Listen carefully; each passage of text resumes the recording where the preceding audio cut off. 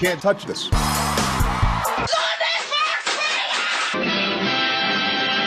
Nous allons mettre sur la table une question centrale, celle de l'Internet civilisé.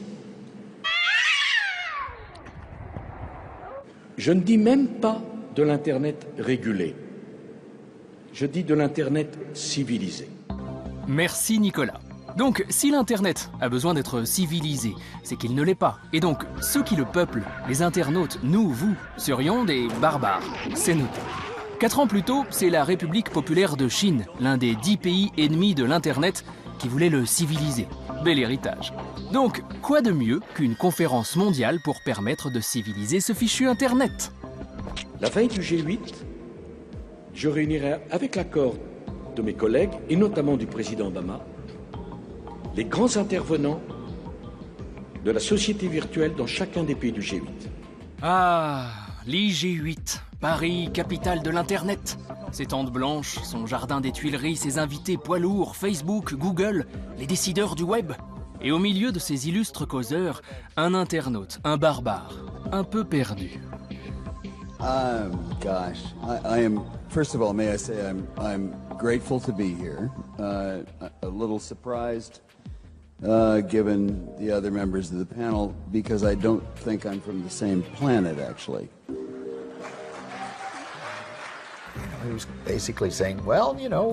En gros, il disait, bon écoutez, ça a été plutôt sympa pendant un temps, mais maintenant il faut que tout le monde grandisse. Et que les États-nations reprennent le pouvoir et récupèrent tout ça. Parce que c'est devenu trop important pour qu'on vous laisse ça à vous les gens. Ce qui était d'une arrogance sans nom. Et puis, un second qui demande au président Sarkozy de prêter un étrange serment. Bonjour, Monsieur le Président.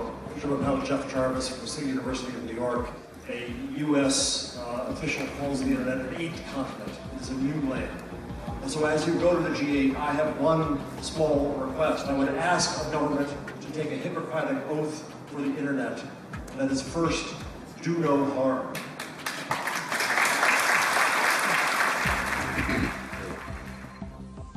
Ne pas vous nuire.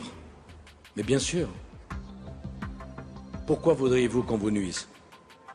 Vous êtes un potentiel de croissance, de connaissance extraordinaire. J'aime votre expression, le 8e continent. Je l'imaginais déjà plantant le drapeau de la France dans ce nouveau continent de l'Internet. Mais si n'importe quel gouvernement peut proclamer sa souveraineté sur l'Internet, alors ce n'est plus du tout l'Internet. Je résume. IG8, grand ponte, net économie, contrôle, droit d'auteur. Les thèmes sont clairs, simples, efficaces et civilisés. Ah. C'est quoi ce bruit? Le printemps arabe? Des dissidents qui protestent et le font savoir au monde en utilisant Internet. Ça aurait pu être un thème intéressant pour cet IG8. Mais bon, la liberté d'expression, c'est moins sympa que les dirigeants d'entreprises privées qui viennent défendre leur business. Ça, c'est glamour. Et plus rentable. On a donc d'un côté des gens connectés qui utilisent un outil, le réseau Internet, pour s'exprimer librement, pour se parler, échanger.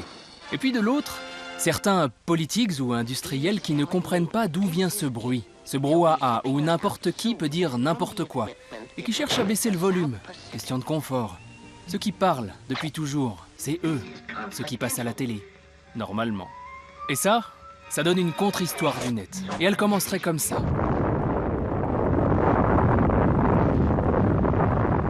Vous pensez qu'Internet a été créé par des militaires pour protéger les communications en cas d'attaque nucléaire? Eh ben c'est plus compliqué.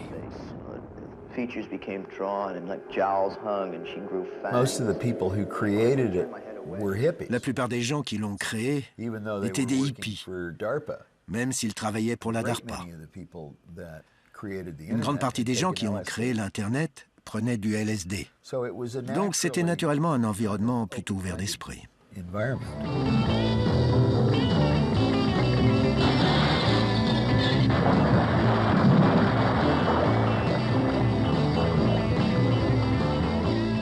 Été 67, San Francisco, Summer of Love, hein, c'est le climax de la culture hippie. C'est juste après qu'ils vont tous dans les forêts, hein, les hippies, et c'est vraiment les mêmes qui, quelques années plus tard, vont dire on a un autre lieu, on a un autre territoire pour faire communauté, pour réinstaller ce qu'on n'a pas su faire dans le monde réel, qui est le territoire virtuel. L'informatique, c'est tout comme le LSD qui prenait par ailleurs, c'est la même chose, ça augmente l'esprit. Ça va être un outil qu'on va bricoler, qu'on va fabriquer, dont on va pouvoir agir sur le code soi-même. Et en faisant ça, on élargit son rapport au monde depuis les individus qui vont se connecter un par un. En parallèle, sur la côte est des États-Unis, ce même esprit de bidouille et de bricolage se diffuse. Le MIT, célèbre institut de recherche, se met à embaucher des systèmes hackers, comme Richard Stallman, qui inventera 10 ans plus tard les logiciels libres. Et à l'époque, jusque dans la technique, rien ne verrouille cet esprit d'ouverture. Au début, nous n'avions pas de mot de passe. Il n'y avait aucune sécurité dans notre système informatique. Et la raison est que les hackers qui avaient créé le système, quelques années avant que je n'arrive, s'étaient rendus compte que n'importe quel système de sécurité aurait permis aux administrateurs de contrôler et de restreindre les hackers. Donc, ils se sont dit, pourquoi leur fournir un outil qu'ils pourront utiliser contre nous? Et c'était très bien comme ça. Tout le monde pouvait faire ce qu'il voulait. Le système n'essayait pas de contrôler les êtres humains. Plus tard, l'administration a essayé de mettre des mesures de sécurité et a fait pression pour installer des mots de passe. Donc, j'ai écrit un programme informatique pour récupérer puis décrypter les mots de passe des gens. Et puis je leur ai envoyé un message en leur disant « J'ai vu que ton mot de passe était le suivant. Pourquoi ne pas me rejoindre et n'utiliser aucun mot de passe? Tu as juste à appuyer sur la touche « Entrée ». C'est le mot de passe le plus court qui existe. C'est très rapide à écrire et c'est tout aussi sécurisé que le mot de passe que tu utilises actuellement. Et en plus, tu milites contre les mots de passe. » Ce qui nous unit, c'est le partage. C'est la notion de partage. Si une information ne peut pas passer par là, elle passe par là, elle passera par tel ordinateur ou par tel autre, mais elle finira par se rejoindre. C'est comme ça que c'est conçu par les militaires américains, et finalement c'est comme ça que c'est détourné par la suite, à un moment donné par les universitaires américains, puis par des gens comme nous, et puis maintenant par la planète entière. Soudain, les gens ont découvert qu'ils avaient la capacité d'utiliser ce médium pour partager des informations entre eux. Et quand il y a eu suffisamment d'informations sur le réseau, il a fallu des moteurs de recherche pour trouver des choses. Cette combinaison entre le World Wide Web et les moteurs de recherche a permis aux gens de se découvrir les uns les autres, même s'ils ne se connaissaient pas. Qu'est-ce que c'est que le net? C'est ça, c'est un échange de pair à pair, peer-to-peer, de 1 à 1. Ou de 1 à 1000, ou de 1000 à 1. C'est d'inverser complètement les choses telles qu'elles ont été jusqu'ici, avec le clergé, l'Église qui donnait la bonne parole, puis le politique qui donnait la bonne parole, puis l'imprimeur qui donnait la bonne parole. Là-dedans, il y a des choses formidables. Mais on disait juste, changeons ça. Il y a un outil qui permet de changer ça. Essayons.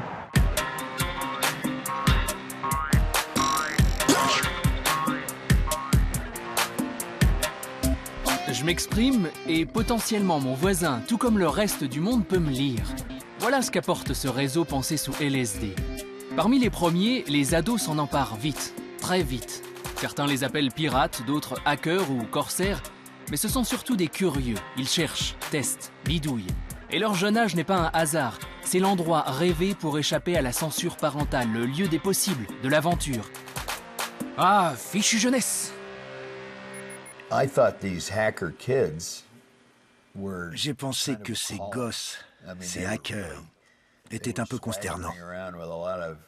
Ils paradaient, ils étaient provocants. Et je me suis dit qu'il n'y avait pas trop de différence entre eux et ceux qui faisaient du skate. Je me suis dit qu'on pouvait leur prendre leur modem et leur filer un skate, ce serait la même chose.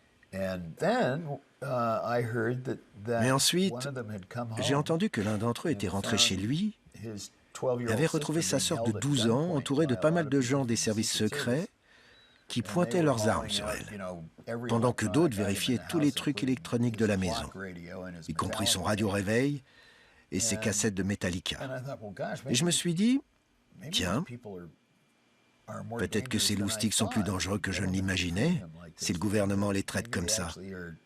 Mais le gouvernement agissait comme s'il menaçait notre civilisation. Mais selon moi, ce n'était pas ça du tout. Il me paraissait même sacrément civilisé, d'une manière plutôt avancée.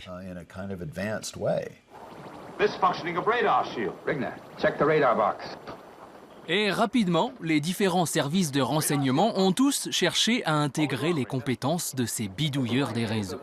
Ça nous est arrivé à 6 h du matin d'arriver à un pavillon situé en province à Tours et de taper à la porte pour dire voilà police, perquisition, d'avoir des parents qui nous ouvraient les yeux ronds en disant mais mon fils mais il n'a jamais quitté sa chambre, il est toujours dans sa chambre, etc. En fait c'était un pirate réputé et il était mineur. Donc ça veut dire qu'on a affaire à une population nouvelle, on est un peu démunis face à ce problème-là et nous ne pouvions pas recruter des gens comme ça pour la maison. Par contre, pourquoi est-ce qu'on ne ferait pas faire le service national des gens, vous voyez l'intérêt du service national, de gens réputés, etc., et qui pourraient travailler non pas dans l'ombre, mais pour la nation. Donc on a commencé à recruter effectivement des gens, à l'époque on ne disait pas hackers, on disait plutôt pirates, qui nous ont aidés à comprendre. En France, c'est l'époque où débarquent dans les sous-sols de la DST les baleineaux, recrutés par le général Guyot, alias la baleine. Alors là, j'en avais qu'un la première année, j'en ai eu 2 la deuxième année, puis après c'est monté jusqu'à une dizaine, une quinzaine. Je les recevais tous personnellement avant. Alors j'avais averti les centres de recrutement des profils que je recherchais. Je recevais les gars et j'ai sélectionné suivant leur sens de l'humour. Plus ils savaient rigoler, plus ils étaient sérieux pour moi. Parce qu'il faut être fou pour faire ces choses. Il faut s'amuser. Tous les ans, on avait de nouveaux baleineaux et tous les ans, ils pouvaient nous apporter quelque chose de nouveau. Mais c'était des gens, pour la plupart, valables. D'autres, où on se méfiait, parce qu'on les triait sur le volet, tout de même. Le KGB, il avait fait la même chose que nous. Comme il n'avait pas beaucoup d'informaticiens chez eux à ce moment-là, ils ont recruté, ils ont détecté des gens, des hackers, et ils leur ont dit, écoutez, au lieu de vous amuser pour rien, moi, je vous paye un petit peu plus si vous allez voir tel ou tel système. Les Anglais et les Américains s'en prévaient pas non plus. En 1991, je suis sur un plateau de télévision et je vois un hacker, présenté comme un hacker, qui s'appelle Jean-Bernard Condat. Je représente un groupe né très récemment qui s'appelle le Chaos Computer Club de France. Et je m'aperçois sur le plateau qu'il est en fait de mèche avec les policiers qui sont aussi présents. Je veux savoir, est-ce que je peux rentrer dans le ministère de la Défense irakien? Je veux savoir combien de munitions ils ont en ce moment dans leur stock. Voilà, page 629 de ce charmant Irak. Le réseau est IDAS, géré par la société qui s'appelle BTC. Le code d'accès, 0 pour sortir, 4180 code d'accès. Ensuite, vous cherchez dans le paragraphe d'avant, je n'irai pas, le numéro de l'ordinateur central de la société BTC, à qui vous allez demander l'ensemble des ordinateurs gouvernementaux, médicaux ou... Bon, j'arrive à Irak et je peux ensuite décliner. Vous descendez dans l'arborescence, comme dans une architecture, en demandant systématiquement... Mais personne s'en aperçoit. Je pense qu'il y a des mots de passe à l'intérieur. Absolument pas, car il n'y a pas de mot de passe qui bloque à l'intérieur. Comme le disait mon cher collègue, il est totalement possible et directement... Philippe Le Gorju, oui, vous êtes devenu collègue de monsieur, c'est bon. Il m'a sorti mon fichier personnel tout à l'heure. D'accord, oui, non, mais il en fait d'autres. Philippe Le Gorju, le collègue en question, était en fait un ancien gendarme, ex-patron du GIGN. Et donc je vais le voir et il m'explique effectivement qu'il travaille avec la police. C'est quelque chose qui a eu un effet un petit peu dévastateur, c'est que ça s'est su évidemment très vite, comme tout se sait très vite sur Internet, là ça s'est su super vite, et on s'est retrouvé avec une communauté qui a complètement éclaté, qui s'est orientée plutôt vers le logiciel libre plutôt que vers la culture de la bidouille, vers le hacking, et ça a eu un autre effet dévastateur, c'est qu'il n'y a pas de il n'y a pas de culture du hacking en fait forte, et donc les médias, quand les grands médias, quand ils commencent à causer de hacking, effectivement, on se retourne toujours vers le cliché du pirate et non pas en fait du maker, du doueur, de la personne qui va fabriquer, qui va détourner des objets, et on perd en fait vraiment l'essence du mot. Des agents de la police judiciaire ont perquisitionné les locaux du Chaos Computer Club de Hambourg la nuit dernière. Des membres du club, qu'on appelle des hackers, sont soupçonnés d'avoir pénétré dans le système informatique du Centre européen de recherche nucléaire. Récemment, le club aurait hacké le système informatique de la NASA. La police crée la surprise. Perquisition au Chaos Computer Club de Hambourg. 15 spécialistes de la police de Hambourg, accompagnés de leurs collègues français et de la police judiciaire, ont perquisitionné les locaux du club, ainsi que 3 appartements. En créant le CCCF, les services de renseignement français s'étaient en fait inspirés du premier grand groupe de hackers, le Chaos Computer Club, créé 10 ans plus tôt en Allemagne et qui, malgré les tentatives d'infiltration, a toujours su rester indépendant. Andy Müller-Magoun, l'un des membres historiques de ce club, est bien loin des pirates décrits par les médias. L'éthique des hackers a toujours joué un grand rôle pour le Chaos Computer Club. À commencer par l'idée que l'ordinateur est un outil pour résoudre collectivement des problèmes. Donc l'idée est de garantir l'accès à l'information pour tous et qu'il y ait moins de concentration du pouvoir. C'est ce qu'Internet nous permet en nous donnant les moyens de communiquer librement sans limite ni contrainte avec le monde entier. Bien sûr, derrière cela, il y a un but pacifique, car des personnes qui discutent ne se tirent pas dessus.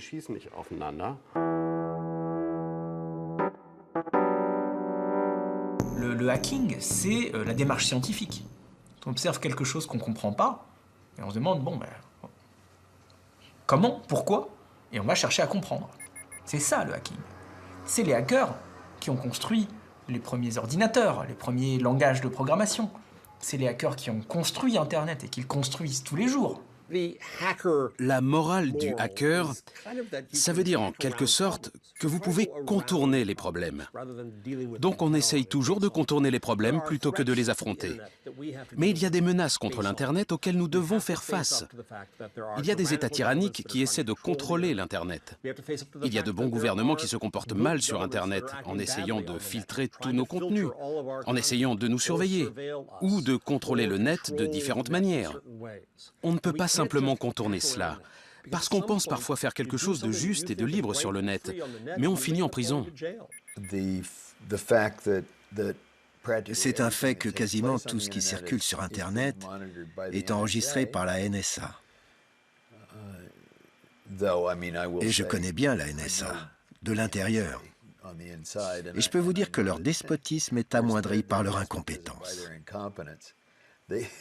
Ils peuvent enregistrer tout Internet, mais ils n'ont aucune idée de quoi faire de ces données. Et plus ils en ont, plus ils sont confus. Better look through the telescope, Pedro. We'll find out what they're doing. This is Santa's Magic Observatory. What wonderful instruments. The Earscope, the Teletalker that knows everything, the Cosmic Telescope, the Master Eye. Nothing that happens on Earth is unknown to Santa Claus. Qui va donc chercher une réponse à cette surveillance massive du réseau qui pointe à l'horizon? Les mêmes ados, les bidouilleurs, les hackers. Depuis le début, ils construisent le réseau en fonction de leurs envies ou besoins. Il y a un nouveau besoin, préserver nos échanges, donc arrive un nouvel outil. En 1984, j'étais très actif dans les mouvements pacifistes. Je développais aussi des logiciels qui permettaient d'aider certains mouvements pour la paix et la justice, comme le comité de solidarité avec le peuple du Salvador. J'avais remarqué que leur bureau avait été cambriolé par le FBI qui avait pris la liste de leurs membres et donateurs.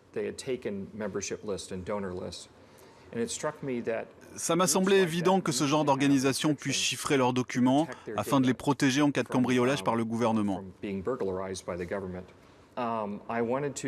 Donc, j'ai voulu créer un logiciel qui pourrait chiffrer des fichiers en utilisant un système de cryptographie à clé publique, ce qui a donné naissance à PGP. On a commencé à voir arriver un tas de choses qui accentuaient la pression en termes de surveillance, et c'est ce qui m'a motivé pour que PGP soit libre et gratuit. Et c'est ainsi que le code source s'est répandu dans le monde entier. Ah, satanée manie du partage. Sauf qu'à l'époque, la cryptographie, considérée comme une arme de guerre, était exclusivement utilisée par les militaires et interdite à l'exportation. Autant dire que les autorités américaines, à commencer par les grandes oreilles de la NSA, l'agence qui écoute les communications, n'ont guère apprécié. J'ai vu un fichier qui contenait la première version du programme, son manuel et son code source. Je l'ai téléchargé et j'ai tout lu. Et la nuit même, je lui écrivais un message où je lui disais « Félicitations, vous avez fait quelque chose de formidable. Vous allez changer le monde. Vous allez aussi vous mettre dans un sacré pétrin. Quand les problèmes arriveront, je pourrai vous aider.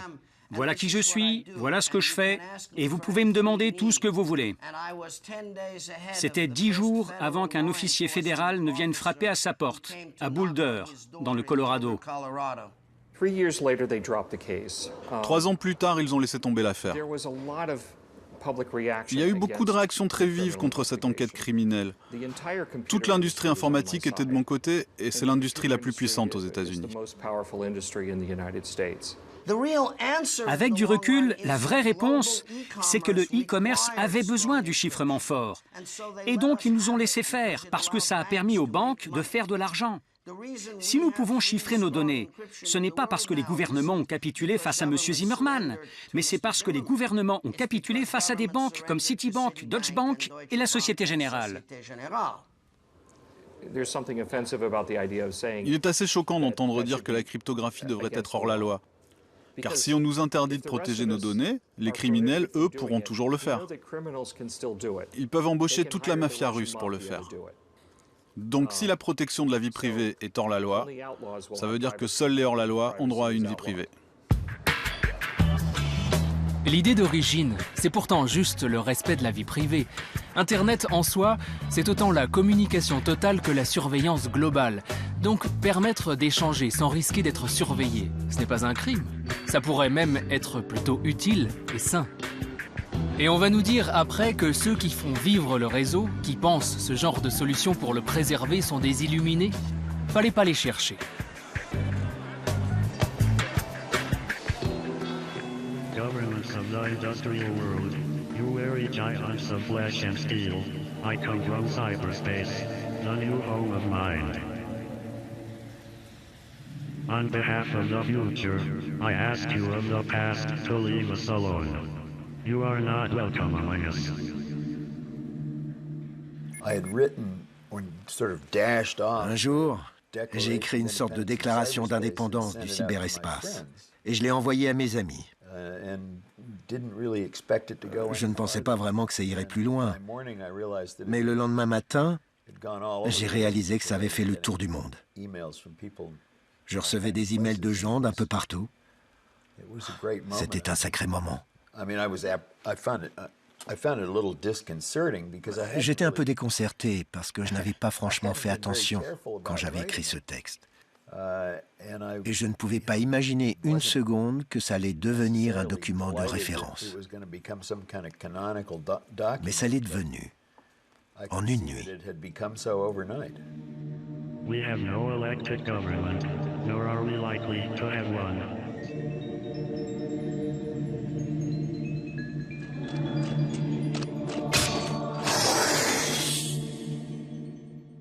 Combien faudra-t-il de jeunes filles violées pour que les autorités réagissent? Combien faudra-t-il de morts suite à l'absorption de faux médicaments? Combien faudra-t-il d'adolescents manipulés? Combien faudra-t-il de bombes artisanales explosant aux 4 coins du monde? Combien faudra-t-il de créateurs ruinés par le pillage de leurs œuvres? Il est temps, mes chers collègues, que se réunisse un G20 du net qui décide de réguler ce mode de communication moderne, envahi par toutes les mafias du monde. Ah, ce fameux réseau mafieux. Depuis de nombreuses années, les autorités posent sans cesse la même question. Mais qui se cache derrière cet Internet? Et donc, qui tenir pour responsable? 6 mai 1996, première tentative de réponse. En France, une descente policière a lieu chez 2 fournisseurs d'accès à Internet indépendants, WorldNet et FranceNet. Des photos pornographiques mettant en scène de jeunes enfants. Voilà ce qu'ont trouvé les gendarmes sur les 2 réseaux incriminés. Les 2 gérants ont été envoyés devant la justice. On les tient! Les responsables seraient donc ceux qui gèrent les tuyaux par lesquels passent les contenus, comme si le facteur était responsable du courrier qu'il transporte. Rafi Aladjian, fondateur de FranceNet, fut l'un des 2 PDG menottés ce matin-là. Le problème avec la pédophilie, c'est que c'est un sujet facile. C'est ça le truc, c'est que la pédophilie est le seul sujet dans lequel il y a de manière non ambiguë,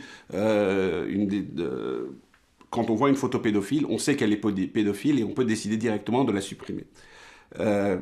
Mais le problème, c'est qu'en supprimant cette photo pédophile, on reconnaît immédiatement qu'on a cette capacité de censure et donc de responsabilité sur tous les contenus, y compris tous ceux qui sont beaucoup plus ambigus. Donc si vous supprimez des images pédophiles, vous êtes aussi responsable de tout message à caractère haineux dans lequel il y a de l'exercice illégal de la médecine, toute violation de copyright, que vous connaissez ou pas. Ce qui était en jeu, c'était quel est le rôle d'un fournisseur d'accès? Est-ce que c'est un type qui censure tout le web et qui fait une espèce de jardin censuré, ou bien c'est un type qui dit voilà un tuyau et tout ce qui est derrière, c'est à vous. C'était ma position à moi. C'était marrant parce qu'on voyait à la fois des médias populaires type TF1 qui ont titré sur un réseau pédophile arrêté en France, mais quand après on a su plus ce qui s'était passé, ils n'ont pas corrigé. La presse ne va jamais comprendre ce qu'est Internet. Par fainéantise, par peur, par corporatisme, on mélange tout ça.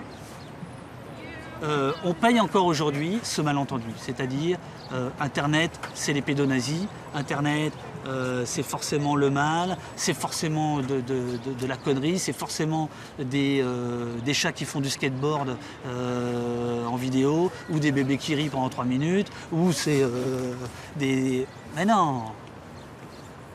Non!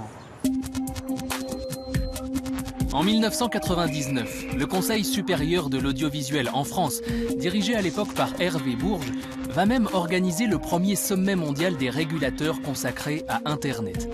Parce que bon sang, il faut bien faire quelque chose pour contrôler ce réseau.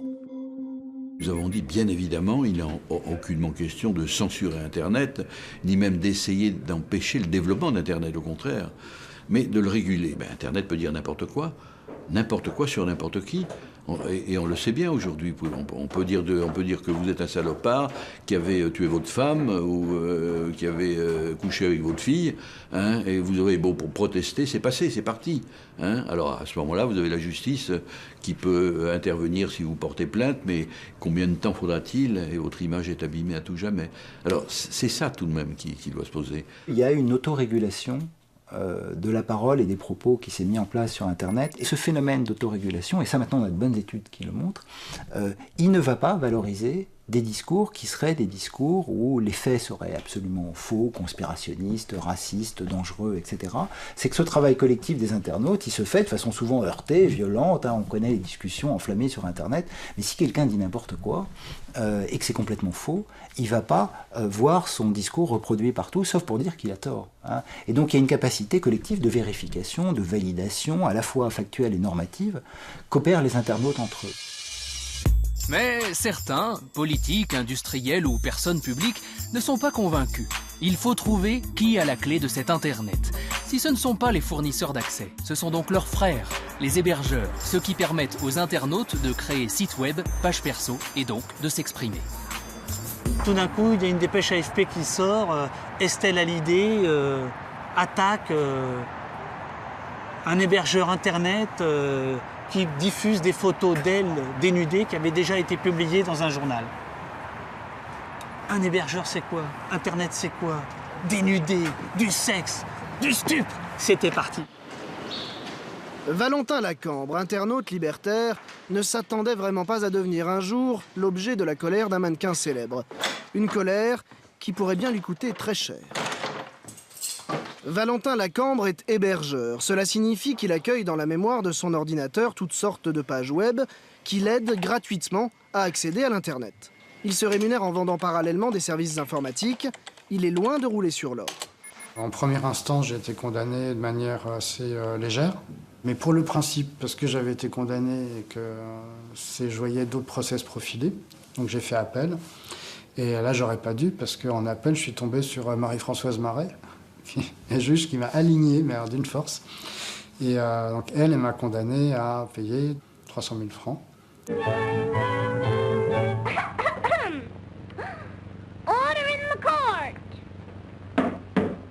On avait dit, nous allons lancer en fait une espèce de pavé dans la mare en disant, on ne veut pas savoir si c'est un espace de liberté ou pas. Il y a une atteinte à la vie privée puisqu'on retrouve une photo, on fait abstraction de la technique extérieure et par voie de conséquence, on intervient, on interdit et on octroie des dommages et intérêts. Je ne sais plus ce qu'on avait octroyé comme dommages et intérêts à Estelle Hallyday pour atteinte à sa vie privée. Là, je devais payer, j'étais vraiment à la rue, quoi. Je suis parti de mon appart un peu à la cloche de bois parce que j'avais pas de quoi payer. Enfin, l'ambiance, elle n'était pas terrible, quoi. La justice choisit donc de faire pression sur l'hébergeur plutôt que de s'adresser directement au citoyen qui a mis en ligne les contenus incriminés. Logique et astucieux. On solutionne le problème en supprimant l'intermédiaire. On m'a fait porter la responsabilité des 47 000 sites qui sont hébergés sur mes serveurs. En conséquence, ne pouvant assumer cette responsabilité, j'ai qu'une seule solution à ma disposition, c'est de fermer l'intégralité des contenus. Ça veut dire plusieurs centaines, plusieurs milliers de petites entreprises, d'associations, de services d'information qui aujourd'hui n'existent plus parce que je suis incapable d'assumer la responsabilité de contenus qui seraient délictueux. Mais ça ne marche pas à chaque fois. Rafi Aladjian, lui, s'en est mieux tiré. Tant qu'un juge n'a pas décidé que ce contenu est illégal, il n'appartient pas à des gens qui ne sont rien, c'est-à-dire un fournisseur d'accès, de décider. Et en tout état de cause, le jugement de non-lieu qui a été rendu en ma faveur dans cette histoire de pédophilie a considéré qu'il était anticonstitutionnel qu'une entité privée comme un fournisseur d'accès ait un droit de jugement a priori sur les contenus qui peuvent être vus ou pas vus par les choses. Donc non seulement on ne pouvait pas le faire, mais c'était anticonstitutionnel. Qui sommes-nous pour décider, pour appliquer de la censure ou décider de ce que les gens doivent voir ou pas voir?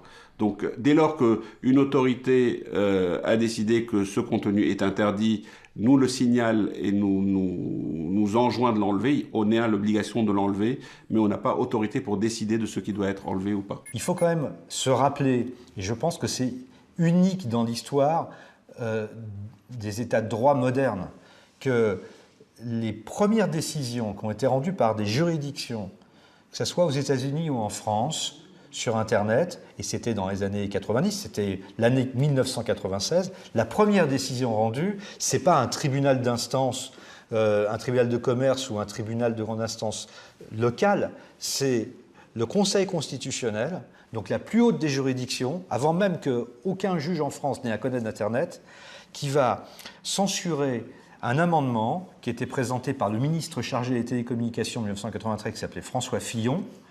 Et dans le cadre de la loi de libéralisation du secteur des télécoms, ils avaient voté un peu, on va dire, à la hussarde, en pleine nuit, un amendement qui responsabilisait très fortement les intermédiaires techniques. C'était déjà dans l'idée de contrôler le truc par les intermédiaires techniques. Et aux États-Unis, Bill Clinton fait voter le Decency Act, et la Cour suprême va annuler les dispositions relatives à Internet. Et c'est des faits uniques, encore une fois dans l'histoire des États de droit, c'est les plus hautes juridictions qui se prononcent et qui protègent Internet, consciemment ou inconsciemment. Mais c'est quand même unique.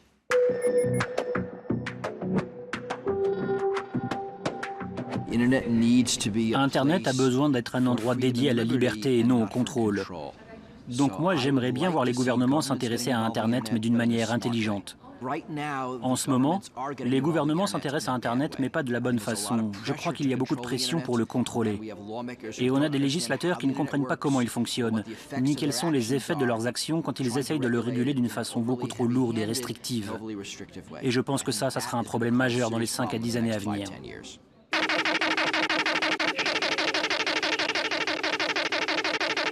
What the hell? What does it mean? Seems almost a message coming from space.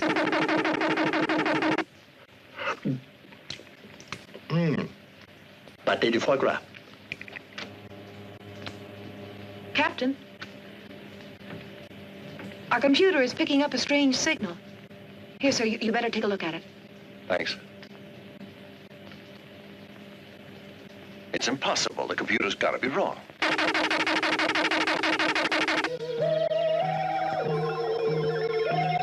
Avec ces notions de régulation, de contrôle ou de liberté, vient la question de la neutralité d'Internet. Le principe est simple. Pour que le net soit neutre, rien ni personne ne doit modifier les contenus qui circulent dans les tuyaux. Come on, relax. I agree that those are not normal signals, but I also think the computer isn't functioning right, that's all. So stay calm. I really think that computer in there has just got to be drunk. La neutralité d'Internet, c'est un petit peu le concept de se dire où qu'on se trouve en fait sur le réseau, on voit Internet de la même manière, on accède aux mêmes choses. C'est ce qui fait que Internet est Internet, c'est-à-dire une espèce de grosse base de données mondiale avec laquelle on peut discuter avec tout le monde, et surtout de se dire que l'intelligence n'est pas concentrée à un endroit du réseau, c'est-à-dire chez Orange, chez Numéricable, chez un tel ou chez un tel, mais l'intelligence en fait vient des extrémités du réseau, donc des utilisateurs. La neutralité des réseaux est la pierre angulaire de la liberté d'expression sur Internet. Il n'y a pas de liberté d'expression possible s'il n'y a pas de neutralité des réseaux. Sinon, tu ne sais pas ce que tu regardes. En fait, sinon, tu es dans Matrix. Tu es dans la matrice, on te présente des choses dont tu ne sais pas si elles sont vraies, dont tu ne sais pas si les textes sont bien ceux que les auteurs ont écrits, etc. C'est-à-dire, on te présente tel article, on te dit que tel homme politique a dit ça, qu'est-ce que t'en sais? Il faut que tu aies confiance. Et il faut que tu aies confiance, pas que dans le journaliste qui rédige l'article disant « machin a dit que Bidule était un con ». Il faut que tu aies confiance dans le réseau qui a transporté l'article pour ne pas l'avoir réécrit à la volée. Et il faut que tu aies confiance dans la tablette qui t'a présenté l'article pour ne pas l'avoir réécrit à la volée. On n'est pas du tout habitué à un système dans lequel la prise de parole publique est aussi facile et libre. On a habitude quand même d'un certain contrôle. On est quand même un vieux pays catholique, on aime les hiérarchies, on aime les intermédiaires entre Dieu et nous. Et Internet, c'est quand même, d'une certaine manière, être en direct avec Dieu. Donc, les intermédiaires résistent. 别害怕，听着，我把这个给你们念念。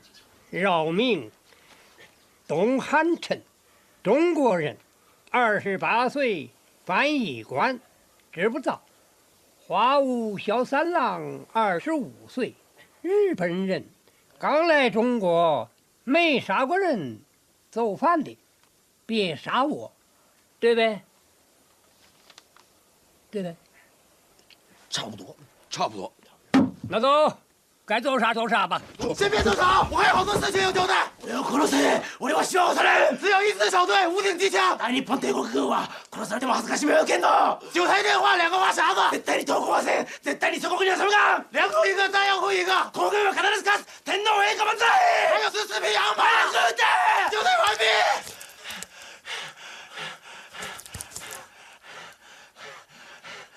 La quête infinie se poursuit donc. Mais qui contrôle Internet? Les procédures, les lois s'enchaînent et la question reste. Ce ne sont ni les fournisseurs d'accès, ni les hébergeurs, très bien. Alors ce sont les internautes. Voilà une nouvelle cible à contrôler pour assainir le réseau. Aujourd'hui, on a condamné, en septembre 2012, un artisan sur le fondement de la DEPI. C'est la première condamnation. À une contravention de quelques centaines d'euros, parce que son épouse avait téléchargé Root Boy de Rihanna, qu'elle ne savait pas faire fonctionner un logiciel peer-to-peer et qu'il a été flashé 1500 fois parce qu'il a été partagé, mais j'ai presque envie de dire à son corps défendant. C'est la même logique, c'est-à-dire sanctionner, responsabiliser, alors qu'on sait que les gens ne sont pas, je dirais, ceux qui personnellement ont pris part à la problématique qui est posée. Adopi, en fait, a normalisé, quelque part, la surveillance des internautes par une société privée pour des raisons qui sont des raisons mais totalement infondées, qui sont des raisons de copyright.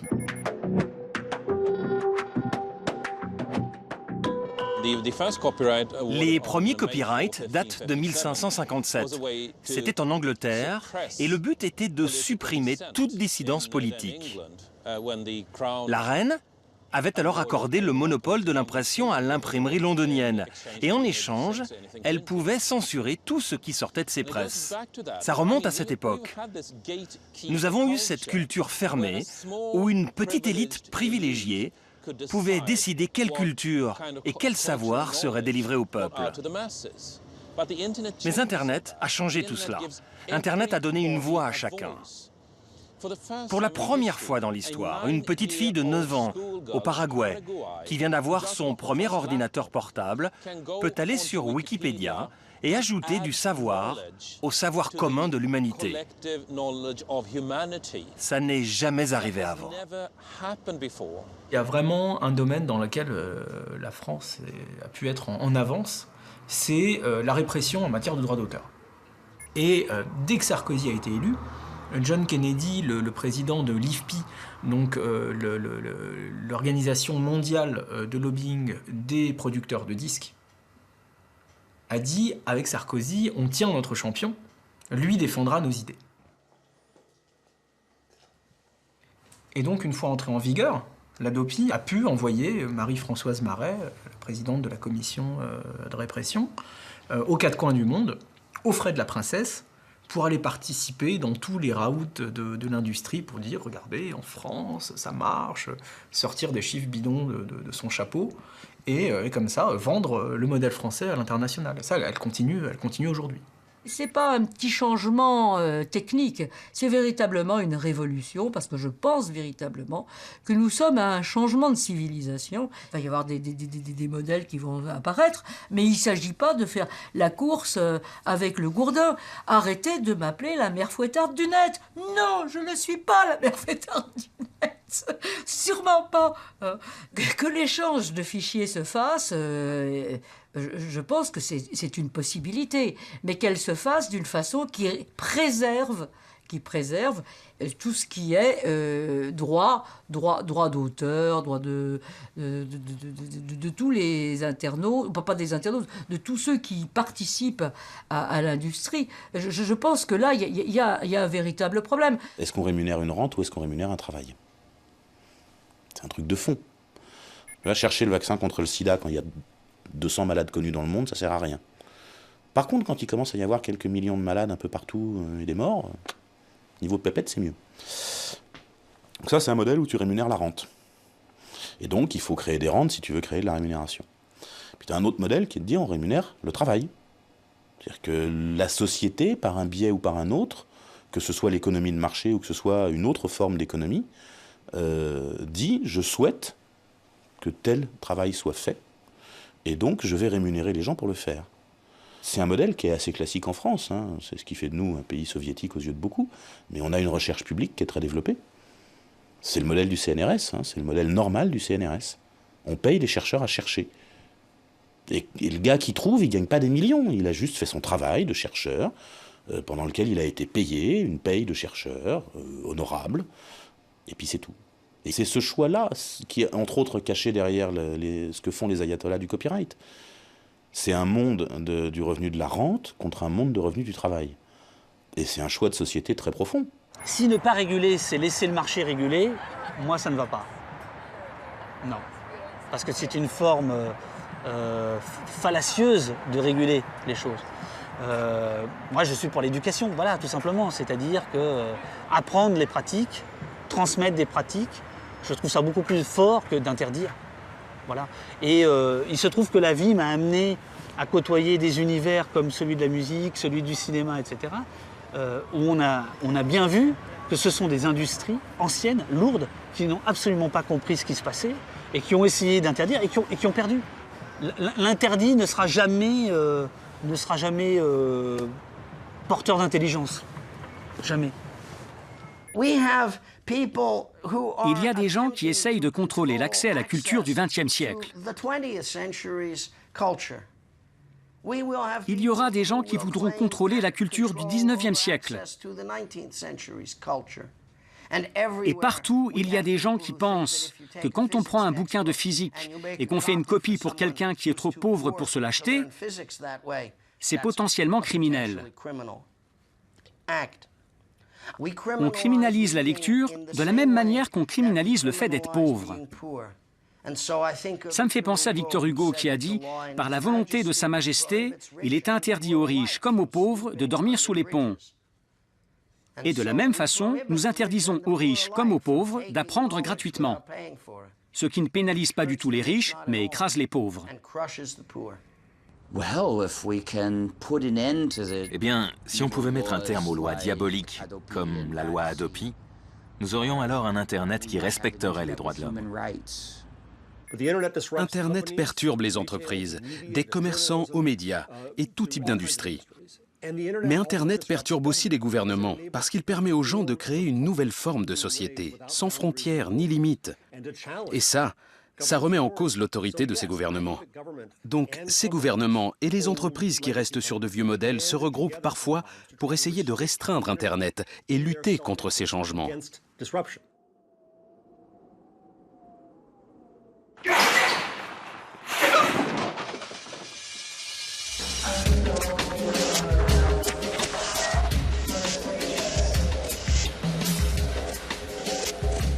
Donc, il faut surveiller, nous répète-t-on, des fois qu'on attrape des pirates. Or, les outils de surveillance du réseau sont multiples. Ce n'est pas que le grand méchant État qui surveille les gentils petits citoyens. C'est bien plus complexe, car nous tous, dans notre frénésie de partage et d'échange, nous créons un peu plus chaque jour cette société de surveillance. Timo Tutz est estonien. Il a bêtement construit une machine qui, en scannant notre pièce d'identité, retrouve et affiche toutes les infos que nous avons laissées en ligne, de notre plein gré.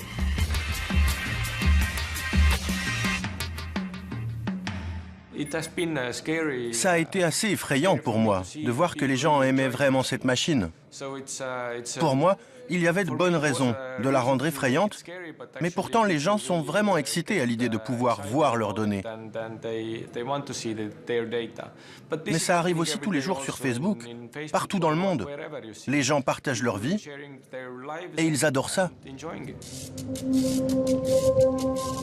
Aucun dictateur n'aurait osé rêver un outil aussi puissant pour surveiller toute une population. Le grand risque d'Internet, ce ne sont peut-être pas ces pirates qui partagent, mais plutôt ces entreprises qui stockent les données qu'on leur cède volontairement chaque jour. Facebook est la version postmoderne de la Stasi. C'est comme ça qu'il faut le voir. Si on regarde le nombre d'informateurs, la Stasi avait infiltré un peu plus de 10% de la population en Allemagne de l'Est. Facebook, dans certains pays comme l'Islande, atteint près de 88% de la population. Les informations que les utilisateurs mettent sur Facebook à propos de leurs amis, de ce qu'ils font, sont déposées bien plus régulièrement que ne pouvaient le faire les agents de la Stasi quand ils rapportaient des informations à leurs supérieurs.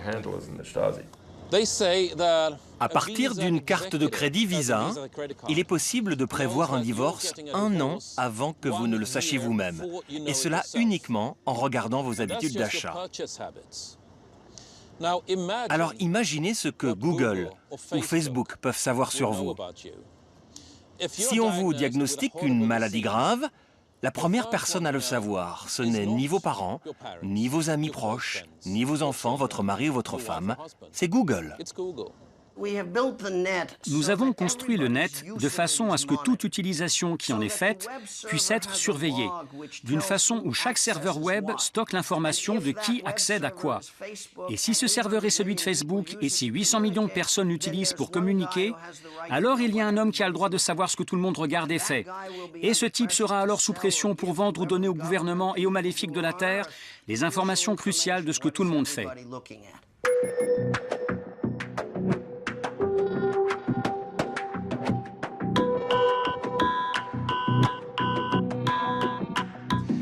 sociaux vivent sur le fil rouge de la confiance, en essayant d'aller le plus loin possible en termes d'utilisation des données personnelles.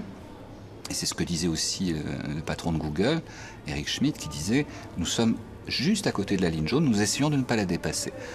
Je ne sais pas si ce propos dit par une société comme Google n'est pas le plus inquiétant qui puisse se faire dans ce domaine. Avoir un accès libre à Internet ne veut donc pas forcément dire être libre. En 2012, l'Azerbaïdjan, pays classé 162e sur 179 sur la liberté de la presse, accueille le Forum sur la gouvernance de l'Internet des Nations Unies, histoire de planter l'arbre qui cache la forêt. Des centaines de défenseurs de la liberté d'expression se retrouvent donc à Bakou, la capitale. Ceux-là même que Nicolas Sarkozy, dans son IG8 de businessman, avait mis de côté. On n'est pas un paradoxe près. Protection of human liberties is one of the vital activities of the modern Internet network. Pourtant, dans ce même pays, se déguiser en âne, comme ce blogueur, Emin Mili, et mettre en ligne une vidéo où l'on se moque du gouvernement lorsqu'il investit dans un grand cheptel d'ânes, c'est risqué. Après l'avoir fait, Emin a été tabassé par 2 gros bras qui l'ont évidemment accusé d'avoir frappé le premier. Il passera donc près d'1 an et demi en prison pour hooliganisme. Frais, léger, courtois.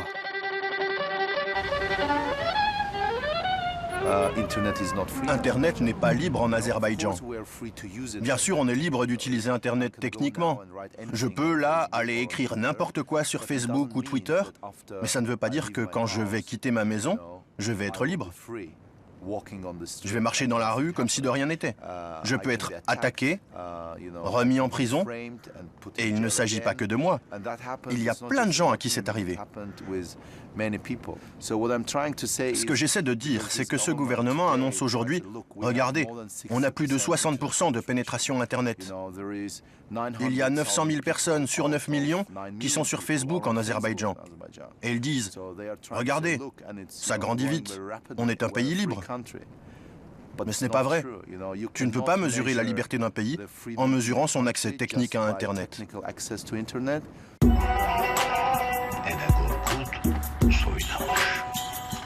Autre exemple, toujours en Azerbaïdjan, Khadija Ismailova, journaliste pour une radio interdite sur la bande FM, mais diffusée sur Internet. Alors qu'elle enquête sur une affaire de corruption qui touche la famille du président, elle reçoit une lettre. Dedans, une photo d'elle faisant l'amour avec son compagnon. En fait, 3 caméras avaient été installées dans son appartement, jusque dans sa salle de bain. Et cette lettre était une menace pour qu'elle stoppe son enquête. Elle a continué, la sextape a été mise en ligne. Et plutôt que de demander à censurer le site qui hébergeait la vidéo, Khadija a choisi de sacrifier sa vie privée au nom de la défense des libertés. Il ne s'attendait pas du tout à ma réaction. Je n'ai pas fait marche arrière. J'ai dit que je n'avais pas honte de ce qu'il s'était passé, de ce que j'avais fait. J'ai dit que ceux qui devaient avoir honte étaient ceux qui volent l'argent du peuple, qui détournent les opportunités du peuple pour enrichir leur propre famille. J'ai fait une déclaration publique sur Facebook et ensuite, les médias l'ont reprise. L'enquête fut ouverte et mes amis et ma famille m'ont dit de demander aux enquêteurs, au gouvernement ou au ministre de la Communication de bloquer en Azerbaïdjan le site web qui hébergeait la vidéo afin que ma vie ne soit pas en danger. J'ai décidé de ne pas le faire parce que notre gouvernement attend la moindre occasion pour légitimer la censure de sites web. Si moi, je demande de bloquer ce site web, ça leur servira d'excuse pour le faire à nouveau plus tard. Donc, je n'ai pas fait cette demande.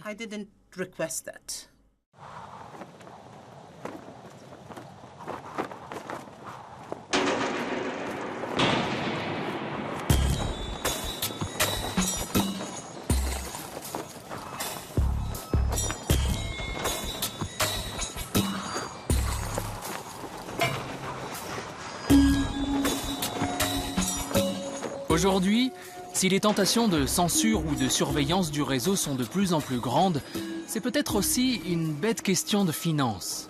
L'appât du low cost, jusque dans la surveillance. Il y a quelques années, acheter une antenne radar pour espionner un satellite de communication, c'était pas donné. est réservé aux grandes nations industrialisées. Mais cette époque est révolue.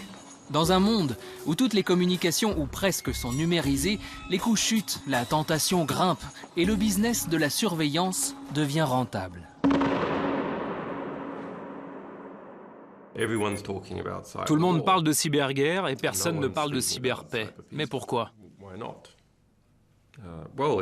Eh bien c'est simple. C'est parce qu'il y a tout un tas de lobbies richissimes impliqués dans ces opérations de cyberguerre. Et toutes ces entreprises essayent de terroriser le Congrès américain, entre autres, pour qu'il finance ces programmes et ainsi obtenir leur part du gâteau.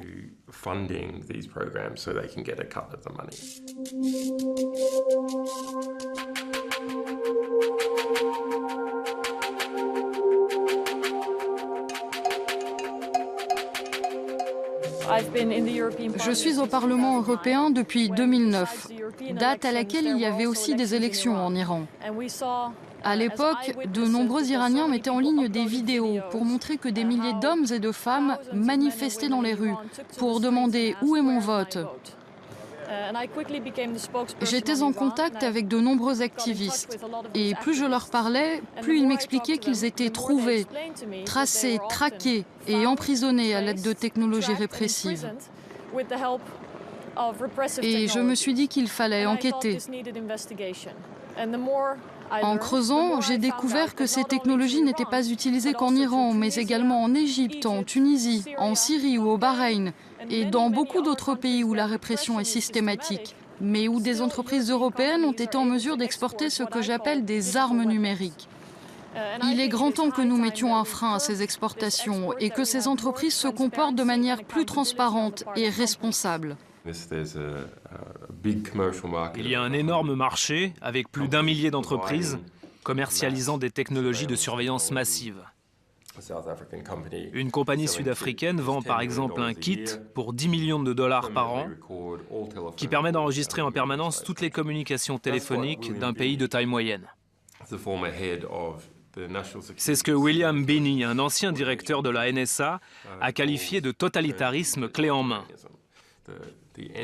Le moteur, les roues et le châssis ont été construits. La clé est sur le démarreur et il ne reste plus qu'à mettre le contact. En vérité, le contact a déjà été mis pour certaines populations. Les musulmans, par exemple, de manière générale aux États-Unis. Nous avons là tous les ingrédients essentiels à une nouvelle dystopie transnationale et totalitaire.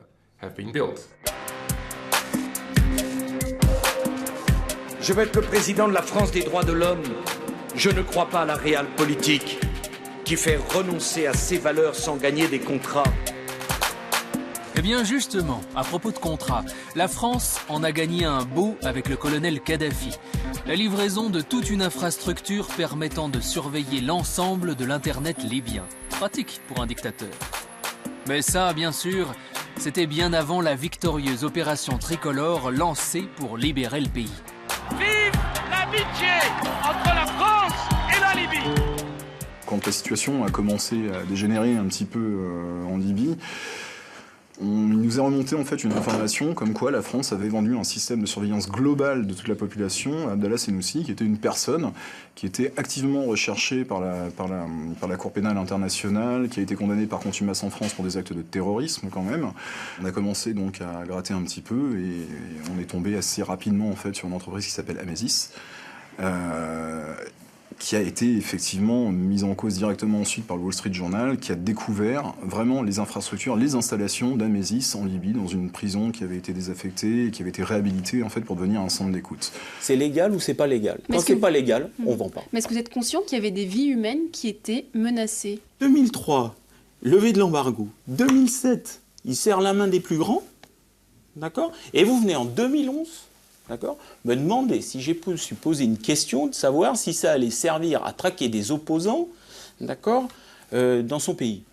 Mais comment vous voulez que je réponde à cette question? Moi, personnellement, quand je vous vends un stylo, d'accord, ou quand vous faites effectivement une interview, enfin le stylo, d'accord, ce que vous écrivez, le responsable, c'est pas le vendeur du stylo. Comment on peut, mais sans trembler des genoux, dire qu'on vient de vendre un stylo à un pays qui était en pleine révolution, à qui on a aidé en fait un dictateur notoire et même un terroriste en la personne de Abdallah Senussi, dire sans trembler les genoux, ok, je te file un stylo, moi je vends un stylo, quoi. Il faut être vraiment gonflé en fait pour comparer ce qui a été vendu à la Libye à un stylo. Il n'y a pas qu'Amesis qui vend ce genre d'outils.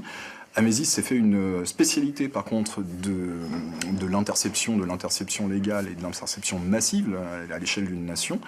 Maintenant, la technologie elle-même est d'origine française. C'est quelque chose qui est né au laboratoire de l'IPSIS, qui a donné naissance d'ailleurs à une entreprise sur laquelle on tombe assez régulièrement quand on fait des recherches sur les pays dans lesquels on soupçonne que ces technologies sont utilisées, qui est une entreprise qui s'appelle Cosmos. On a beau nous assurer que Cosmos ne vend pas de système de surveillance et tout, on a énormément d'éléments qui nous prouvent le contraire.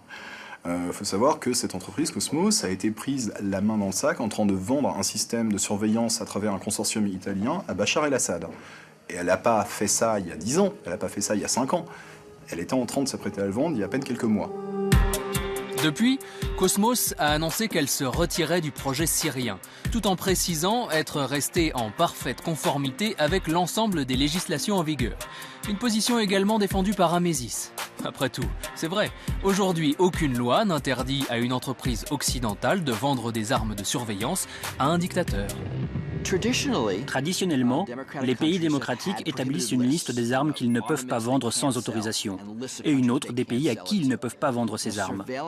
Les technologies de surveillance et de contrôle de l'Internet ne sont pas dans cette liste. Ce ne sont pas des technologies interdites. Si on est sérieux quand on veut promouvoir la démocratie, on ne doit pas vendre ces technologies aux pays qui vont en abuser. Et en plus de ça, on ne doit pas être un mauvais exemple. Nous ne pouvons pas ignorer les besoins de sécurité. C'est important. Mais on ne peut pas ignorer l'équilibre qu'il faut avoir avec les libertés civiles non plus. Et c'est de cet équilibre dont nous parlons. On doit juste être assez courageux pour faire face à ce challenge.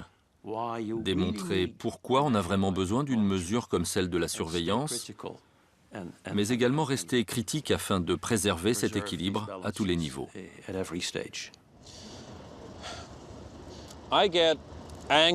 Ça m'énerve à chaque fois que j'entends l'expression interception légale, qui est le terme officiel utilisé pour décrire la mise sur écoute.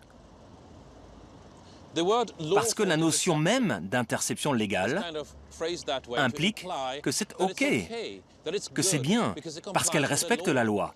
Mais c'est une connerie. Ce n'est pas parce que c'est légal que c'est juste ou moralement justifiable.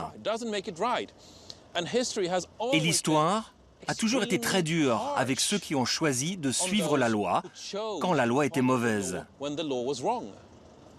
Je pense que la loi est mauvaise, et c'est pour cela que je suis entré en politique, afin de changer tout cela. La vice-présidente de la Commission européenne, Viviane Reding, a dit il y a quelques années devant le Parlement européen que nous avions sacrifié nos libertés depuis trop longtemps sur l'autel de la sécurité et qu'il était temps de rendre justice à nos libertés. Maintenant que le temps a passé, que la nervosité générale du 11 septembre et de ce qui a suivi a disparu, on devrait peut-être se demander, avons-nous vraiment besoin de ça? Parce que c'est pire que d'être sur une pente glissante. La plus grande bataille porte sur les libertés individuelles, afin de défaire certaines choses. À commencer par le fait que mon téléphone portable puisse être tracé par le gouvernement. C'était impensable au milieu des années 80. Comment en sommes-nous arrivés là? Et comment revenir en arrière? Les technologies ne sont pas plus un outil de libération qu'elles ne sont un outil d'asservissement. La vision un peu angélique de John Perry Barlow sur un monde libéré des États et qui irait vers un mieux-être global parce qu'il utiliserait les technologies, est une vision qui doit être sérieusement teintée, non pas de pessimisme, mais de pragmatisme. Les technologies seront ce que nous en ferons. The calculator is helping to define society's most complicated problems. It is a tool for turning inspiration into fruitful prediction. As an information machine, it has done much to broaden the base of our growing concepts. But the real miracle is the promise that there will also be room for those smallest details that have been the basis for man's most rewarding wishes. This is a story of a technique in the service of mankind.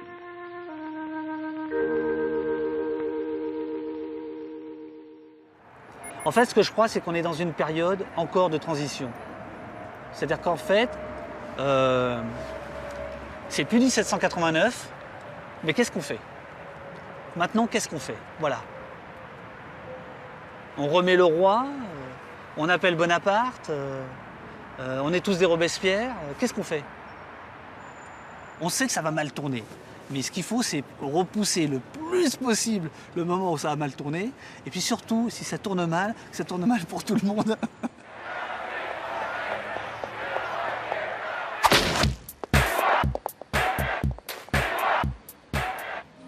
Certains choisissent donc d'agir. Et ils le font avec cette sacrée habitude qu'offre Internet, sans demander la permission. Comme le collectif international Télécomics qui, en Syrie, a aidé les internautes à contourner la surveillance du régime. On peut les appeler hackers, mais ce sont avant tout des gens connectés à d'autres grâce à un réseau et qui cherchent à s'entraider. En Syrie, le réseau est totalement surveillé par le gouvernement. Des gens ont été arrêtés chez eux en raison d'activités sur le net, et ça doit toujours être le cas. Des gens ont dû mourir parce qu'ils avaient mis je ne sais quoi sur Facebook. Et nous avons mis à disposition des infrastructures permettant de mettre en ligne des choses en contournant la surveillance.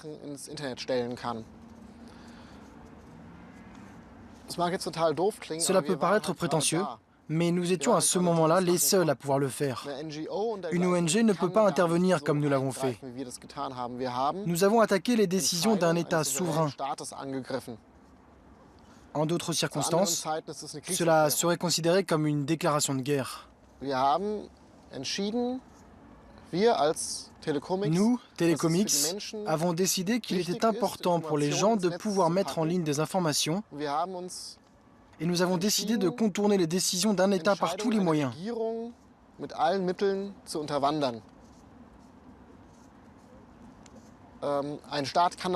Un État ne peut pas le faire, un service secret non plus. Mais nous l'avons fait. Je ne sais pas encore si c'était bien, j'y réfléchis toujours. Mais je pense qu'à ce moment-là, c'était la bonne décision à prendre.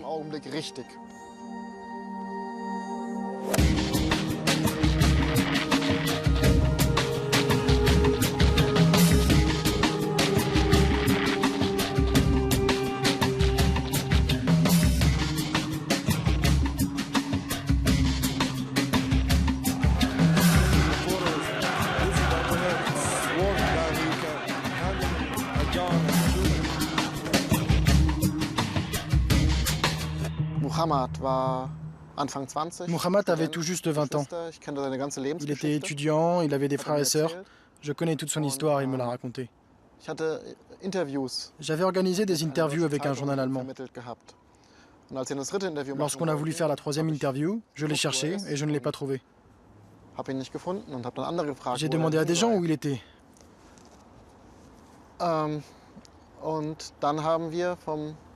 Et nous avons obtenu, tout à fait par hasard, une vidéo sur laquelle on voyait Muhammad être battu à mort dans une cellule.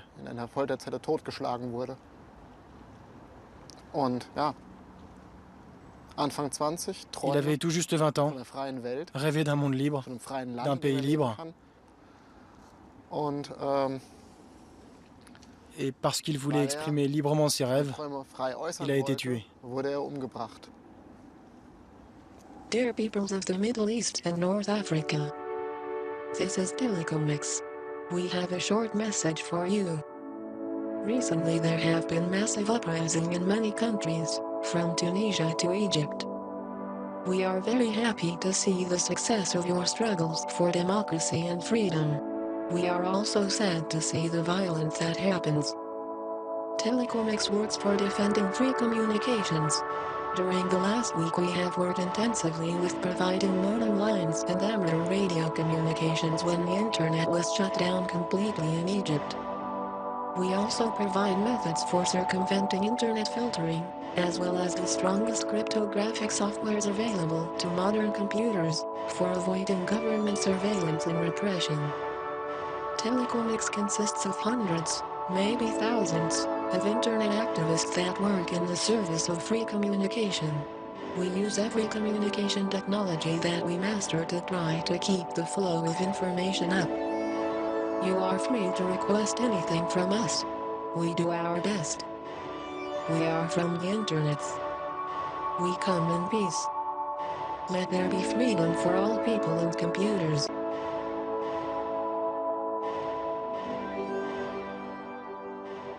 The question is, I think, La question est, est-ce que les hackers peuvent individuellement changer le monde? Peut-être à certains niveaux, sur quelques détails. Peuvent-ils changer le monde ensemble, en tant que collectif?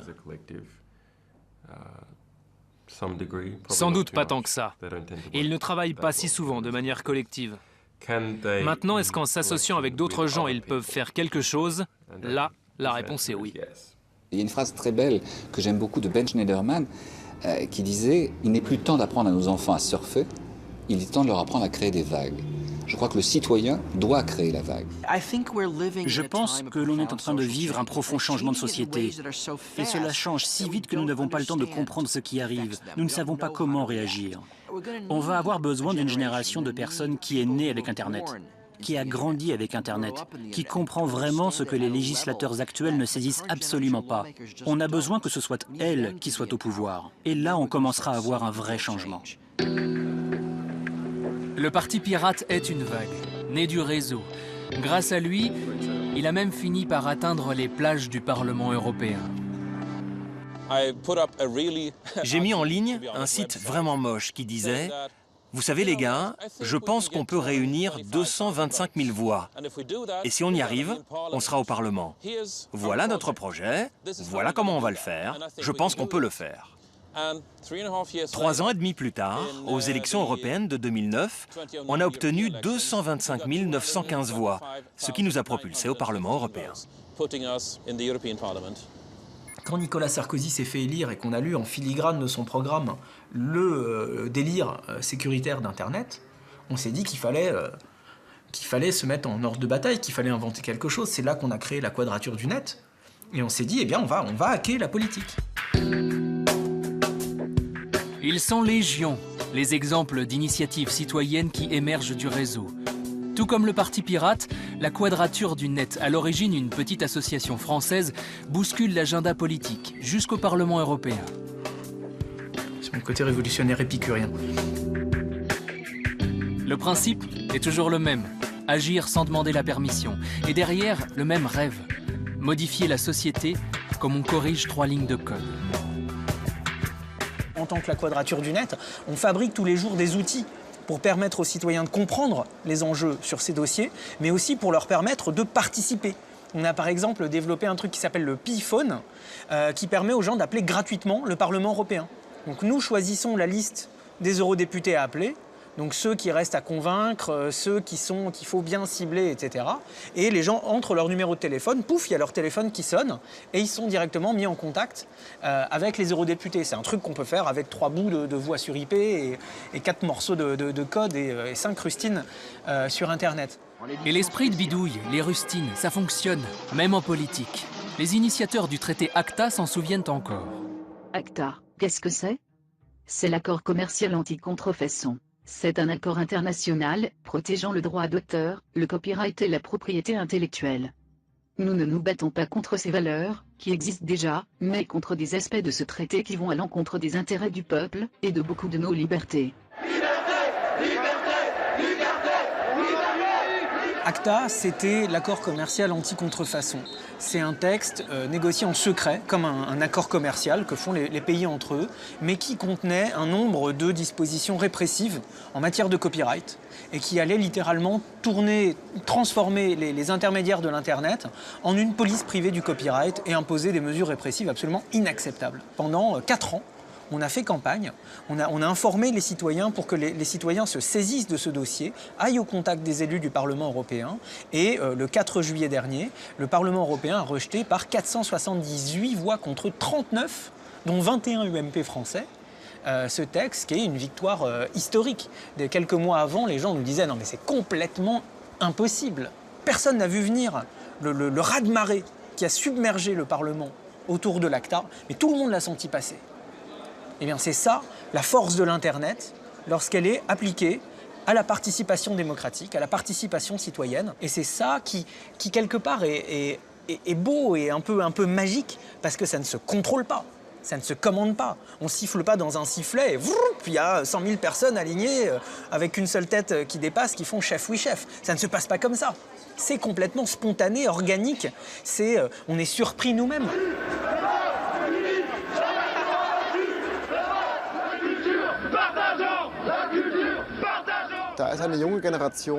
Il y a une nouvelle génération d'hommes et de femmes politiques qui n'avaient pas nécessairement vocation à le devenir.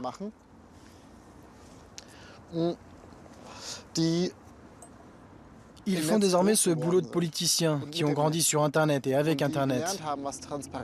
Ils savent ce que signifie le terme de transparence, ce que cela signifie de prendre des décisions de manière compréhensible. Ils sont habitués à communiquer de manière réactive, rapide. Ils sont aussi habitués au fait qu'il existe un certain nombre de libertés. Donc la classe politique allemande ne peut désormais plus prétendre ne rien savoir de tout ça. Ce n'est plus possible. Ce qui me préoccupe profondément, c'est ce qu'il va se passer entre maintenant et dans 20 ou 30 ans, quand la génération Internet sera au pouvoir et donnera le ton dans les partis politiques. Parce que nous sommes au bord d'un risque majeur, celui de construire une société de la surveillance, un Big Brother bien pire que ce qu'aucun auteur de science-fiction n'a jamais imaginé.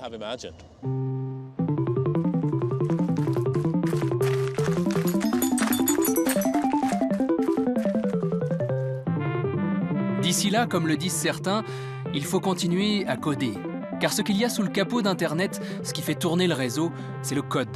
Ce code informatique n'est qu'un langage qui permet, entre autres, à nos ordinateurs d'afficher des pages web ou à nos logiciels de faire ce qu'on leur demande. C'est comme un alphabet, que les machines interprètent et qui font que les informations peuvent circuler d'un utilisateur à l'autre. Comme tout langage, ce code est essentiel à la communication. Libre à chacun de l'apprendre. Pour quelqu'un qui fait du web, le code est magique. Il faut comprendre le code si on veut pouvoir aller plus loin et surtout si on veut ne pas se laisser enfermer dans une expression qui serait encadrée par les marchands, encadrée par les logiciels, encadrée par les législateurs. C'est pour ça que toute la défense du code, ce qu'on appelle les logiciels libres, est si importante. Avec les ordinateurs, il n'y a que deux possibilités. Soit l'utilisateur contrôle le logiciel, soit le logiciel contrôle l'utilisateur. Si c'est le logiciel qui contrôle les utilisateurs, vers où allons-nous? Eh bien, le propriétaire du logiciel contrôle les utilisateurs qui utilisent ce logiciel. Et ce logiciel devient alors un instrument de pouvoir. Afin que les utilisateurs gardent le contrôle sur le logiciel, ils ont besoin de certaines libertés. Et ce sont ces libertés qui définissent ce qu'est un logiciel libre. Donc, nous avons construit le monde du logiciel libre. C'est un monde où vous pouvez utiliser les logiciels en toute liberté.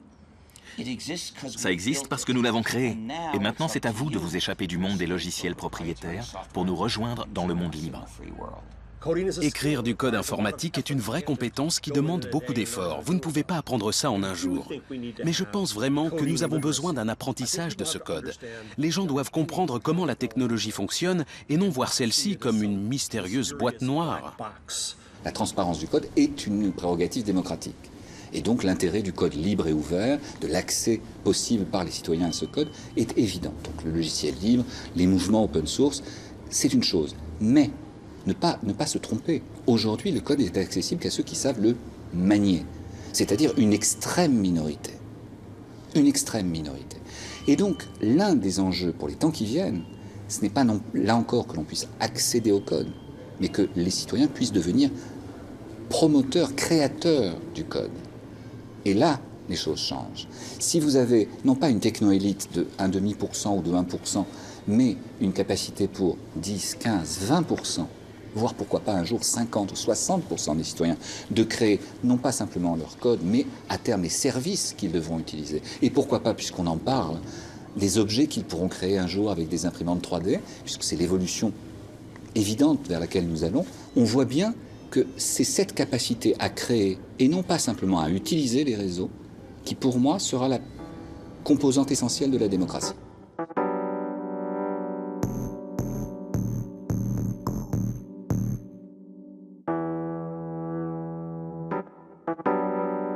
Et voilà comment Internet sort de sa boîte.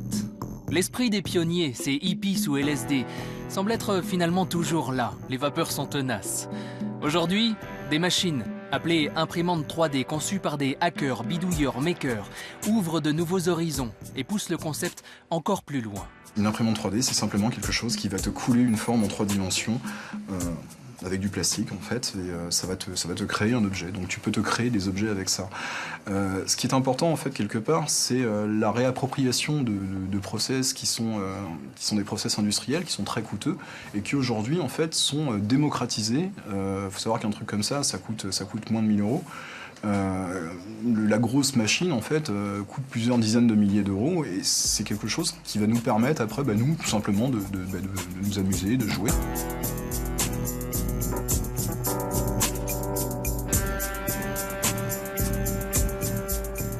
C'est une machine qui, quelque part, moi, qui me vend du rêve, quoi. Je me dis, mais enfin, voilà, la vie réelle peut être comme Internet. On peut hacker des process, on peut hacker des objets et fabriquer des trucs nous-mêmes et devenir propriétaire de notre petit bien commun, qu'il soit matériel ou immatériel, quoi. J'adore l'idée, j'adore le principe, j'adore réfléchir aux impacts que ça peut avoir, c'est-à-dire la capacité de pirater des objets et que ce qui est arrivé à l'industrie de la musique puisse atteindre l'industrie du peigne. Bon, on est au balbutiement et aujourd'hui c'est très laborieux, très difficile et très cher, mais c'est très très excitant. Au-delà des imprimantes 3D, les hackerspaces émanent aussi de la culture du réseau. Ces hangars, studios ou garages remplis d'outils en tout genre sont ouverts à tous, jour et nuit. Mitch Altman, l'un des pionniers des hackerspaces, donne même à tout le monde les clés de celui qu'il a ouvert à San Francisco. Dans ces lieux, on invente des solutions pour répondre à des problèmes concrets et ainsi agir sur notre quotidien. Et les applications sont nombreuses. Après le tremblement de terre au Japon et les problèmes sur les réacteurs nucléaires de la centrale de Fukushima, le gouvernement japonais voulait éviter que la population ne panique. Donc ils n'ont pas donné toutes les informations sur les taux de radiation. Alors les hackerspaces de Tokyo ainsi que d'autres dans le monde ont commencé à fabriquer leurs propres compteurs Gégère. À Tokyo, ils avaient plutôt de bonnes motivations pour fabriquer des compteurs Gégère efficaces. Il y avait pas mal de gens très doués en électronique. Donc, ils ont travaillé ensemble pour fabriquer ces outils de mesure pour des sommes dérisoires. Ils avaient aussi des amis au Crashspace, un hackerspace de Los Angeles, et ensemble, ils ont créé le projet Safecast. L'idée est la suivante, ils ont vendu très peu cher ou même carrément donné ces compteurs Gégère. Ces compteurs étant reliés à Internet, ils ont juste créé un système qui enregistre automatiquement les taux de radiation partout où se déplacent les personnes qui en ont. Ainsi, nous pourrons avoir une information fiable sur les niveaux de radiation dans le monde entier. Du LSD aux imprimantes 3D, des labos de recherche au hackerspace, ça fait un sacré bout de chemin. Et pendant tout ce temps, Internet est resté un réseau façonné par celles et ceux qui s'y connectent, c'est-à-dire nous, ses utilisateurs. Et il n'a pas fini de changer. Nous aurions tort de voir l'Internet comme étant une créature immuable. Aujourd'hui, l'Internet est un Internet d'ordinateurs. L'essentiel des données sont issues des utilisateurs des ordinateurs. Dans les années à venir, l'essentiel des données qui transiteront sur les réseaux seront issues de capteurs, d'objets connectés et plus forcément d'humains. Et l'architecture qui va naître de cet Internet mobile, puis de cet Internet des objets, pourrait être très différente. Ceci est un vrai défi, parce que les tentations techniques d'organiser l'Internet du futur autour d'acteurs connus, identifiés, et donc à qui on donnerait les clés en termes de pouvoir, cette tentation, elle est énorme. Et donc je crois que pour les années à venir, notre travail, à nous acteurs publics par rapport à ça, sera de rédiger et d'organiser notre action pour éviter cette dérive-là, qui est beaucoup plus inquiétante pour moi que les dérives auxquelles nous assistons aujourd'hui. J'aimerais répandre l'idée que nous avons un droit fondamental qui est celui de l'accès à la connaissance. Tout comme Jefferson a parlé de droit humain inaliénable, il y a un droit humain inaliénable qui est de pouvoir connaître tout ce qui peut être connu et reconnu d'utilité générale. Personne ne s'était donné la peine de déclarer ce droit avant, parce qu'il n'y avait aucun moyen de le transmettre. Mais maintenant, il y en a un. Nous devons nous battre pour ce droit. Nous devons être de bons parents, car si nous gagnons ce droit dans ces temps primitifs, il restera acquis pour toujours. Donc ce qui pourrait arriver de pire, c'est qu'on se dise « Non, non, c'est acquis. C'est bon, la liberté de diffusion, d'impression est acquise. » Non, je crois qu'elle est un combat de tous les jours et de chacun. J'allume mon ordinateur, qu'est-ce que je fais? Qu'est-ce que je fais? Est-ce que j'apporte ma pierre à l'édifice ou pas? En sachant que l'édifice, il est bordélique, il est bruyant, il est comme la vie. Ça pourrait sonner comme une fin, ou pas. Aujourd'hui, près de 200 cyberdissidents sont incarcérés parce qu'ils ont osé s'exprimer sur les réseaux. Réseaux surveillés grâce à des systèmes conçus dans nos démocraties et vendus par des marchands d'armes occidentaux. Une attaque en règle de la liberté d'expression. Dans nos démocraties, justement, les contenus circulant sur le net sont de plus en plus contrôlés, censurés. Nos ordinateurs, tablettes, téléphones et fichiers sont truffés de mouchards. Cette fois-ci, c'est le droit pour chacun de lire qui est menacé. Donc, cette contre-histoire de l'Internet, de l'accès à l'information, à l'expression et au savoir, est loin d'être finie. Ce film n'est qu'un chapitre. À vous d'écrire la suite.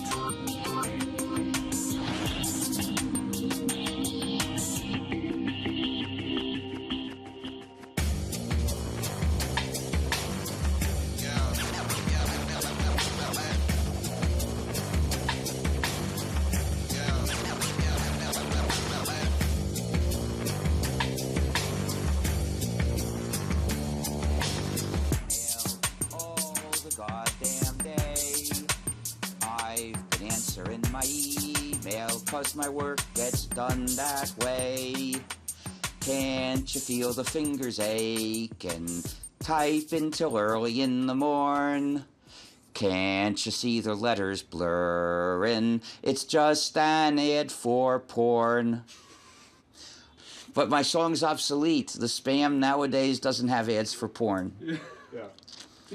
Rats, they ruined my song.